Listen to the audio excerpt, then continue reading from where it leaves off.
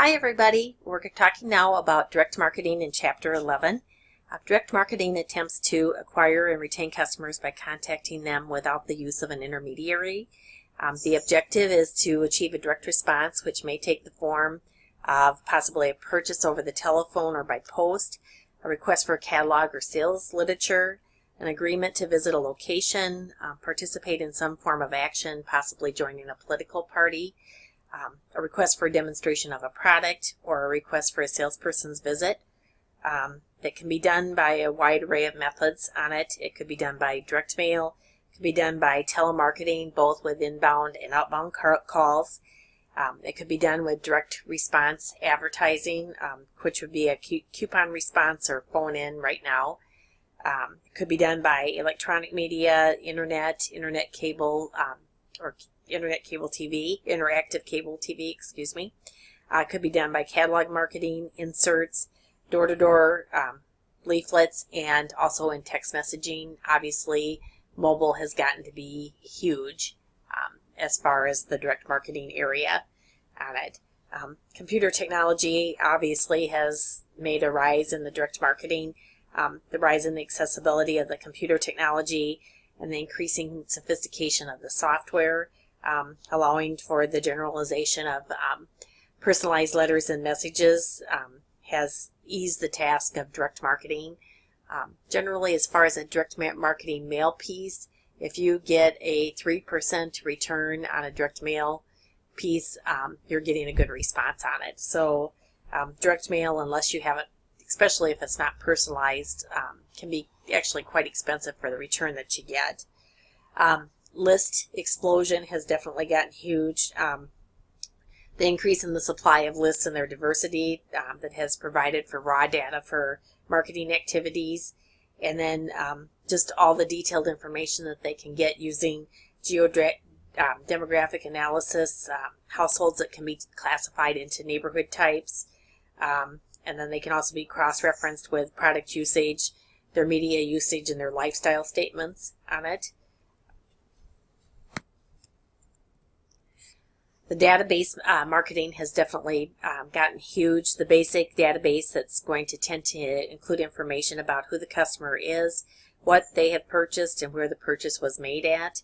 Can get sophisticated and can also include what methods of payments as well as what the purchases were on it. For example, maybe a car dealer, they can have their database with their customer names, and obviously that they do this with the customer's name and address and the dates of the car purchases. So they will send out direct mail to promote service offers and new model launches. I'm sure if you've purchased a new car that you definitely get that information as far as for the 5,000 mile checkup or 10,000 or new tires, everything that's needed on it. Also, another way that database information is used is for loyalty cards. The database information can be used to define the market segments as discounted, driven, price sensitives, whether people are foodies, if they're a heavy category user or a brand loyalist. And it's also a good way as far as testing response and promotion and testing the effects of different pricing on it. So database marketing, like I said, is defined as an interactive approach that's going to individually address market media and channels on it. Some of the information that's stored on the database is basic information like we talked about, the names, address, and phone numbers, the customer, transaction information such as information as frequency of the purchases, when the customer last bought and how much was bought for each product category that's stored, promotional campaigns, data covering what promotional campaigns have been ran, the customer response patterns and results in terms of contact, sales and profiles can be stored also on the marketing database. The product information, information that relates to the products, which product has been promoted, how, when, where, and the associated responses can be held into the database on it. The importance of database marketing also is reflected into its applications.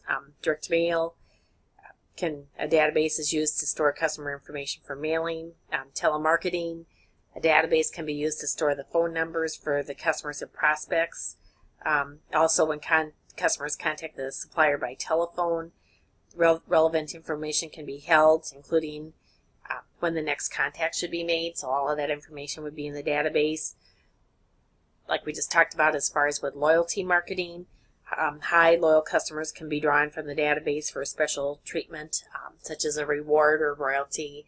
I'm sure that you probably have gotten that also. Special gifts for VIP customers that's received. It can be used for campaign planning. The database can be used for sending consistent and coordinated campaign messages to both individuals and to businesses. It is great for target marketing. Specific groups of individuals or businesses can be targeted as a result of analyzing the target marketing. It also can be the foundation on which information is supplied to your distributors and their performances are being monitored. And then the marketing evaluation by recording your responses to your marketing mix activities, and you have a perfect idea of what price promotions, special offers on products, and direct mail messages, the effectiveness of the different approaches to varying consumers in the markets can definitely be evaluated so that you're finding out exactly what's working on your marketing. And that is so important. I found it very interesting, especially in Yellow Pages, that so many businesses had no idea with their marketing dollars where their customers were coming in. And I do believe that businesses have become much more educated than they did in the past, but I always related it to someone standing out in a parking lot and just throwing your money up in the air, and basically whoever it is catches it. So it's just so important to know advertising promotions are just too expensive, that it's important to know what is working effectively for you. The direct marketing mix is made up of 4 components. They are the targeting, interaction, control, and continuity, TICC.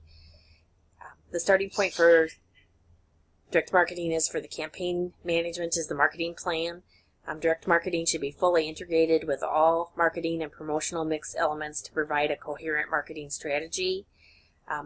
Direct marketers must also understand how the product is being positioned in the marketplace in terms of its target market, knowing where to compete and their differential advantage, how it is that they're going to compete. Those issues are going to fundamentally affect who the campaign is going to be targeted to and the persuasive messages that are going to be used to convince the consumer to buy. This figure displays the stages in managing a direct marketing campaign, whereas this figure, the bullseye model, is offered by the Institute of Direct Marketing, and then that's going to illustrate the aim of each firm. Obviously, the main aim of direct marketing is to repeat customers from mere prospects. The target audience is the group of individuals on which the direct marketing campaign is aimed. For consumer markets, the target audience may be described using market segmentation such as age, gender, social class, and lifestyle. Particular importance on this is the use of geo-demographic basis for segmenting customers. Population census data is used to classify households according to a wide range of variables such as the household size, maybe the number of cars, could be the number of televisions, what the occupation is, the size of the family, and the ethnic background. Using the statistic techniques, small demographic areas are formed that are going to share the same characteristics on it. Acorn is one of the best known systems that describes different groups of households such as thriving, expanding, rising, settling, aspiring, and striving. Each household in each group can be identified by its zip code, and direct mail can be targeted to the specific groups on it.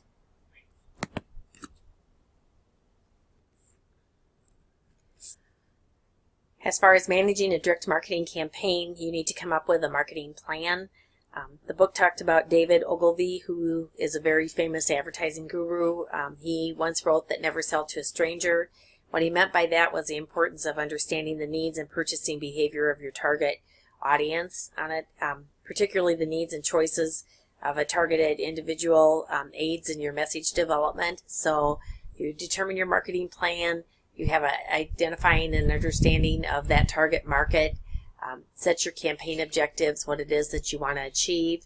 With that, then you come up with your creative decisions, what type of a campaign you're going to run, what basically your commercials, what your ad ideas are going to be, and to be consistent in your messages across all medias. Then your next is doing your media decisions, how it is that you're going to promote, whether it's going to be social media, if it's going to be television. All of that also is going to be dependent on what your budget's going to be. If you're going to do any print advertising at all, or obviously social media has definitely taken the reins of one of the most effective ways as far as getting a campaign out.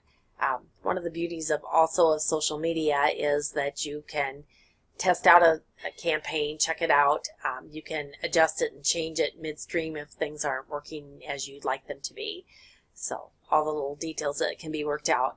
And then with both the creative decisions and the media decisions, will come down to the campaign execution and the evaluation of the campaign and how it's working out. And like I said, social media is a good way to test it because it can be tested out quickly and it can be changed if you're not getting the results that you expect. Mobile marketing has become huge. It's one of the greatest ways as far as getting messages out. If a company has a website, it's also very important since the majority of people are looking at a lot of websites through their mobile phones, that they need to have it compatible with the mobile app so that it works well with a mobile phone and works quickly on it. Mobile marketing is very cost effective on it. The cost per message is very inexpensive, especially compared to a direct mail piece that's going to include the postage and the production costs on it. You can personalize your mobile message that way. You can target to your specific markets on it. It can be interactive. The receiver can respond to the text message, setting up an opportunity for two-way dialogue.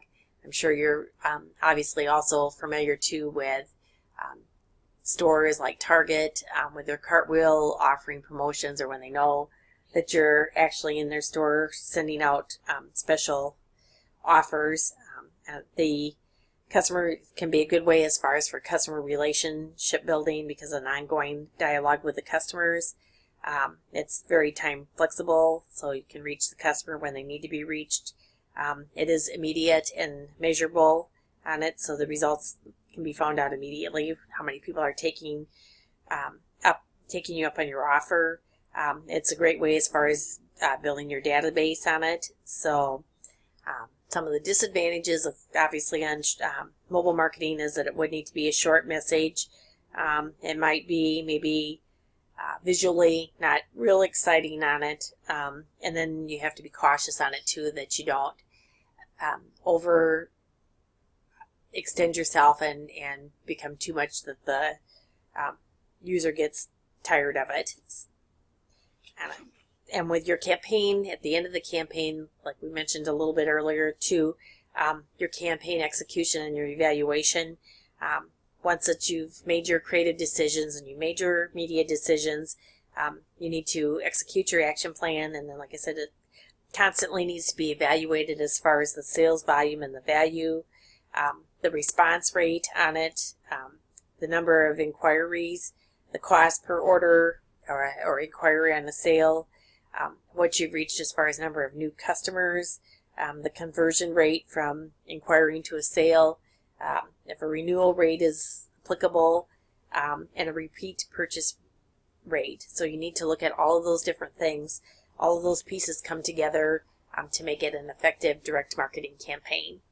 Thanks for listening, and we'll move on to Chapter 12, which gets into Internet and IT applications in the selling world. Thanks so much.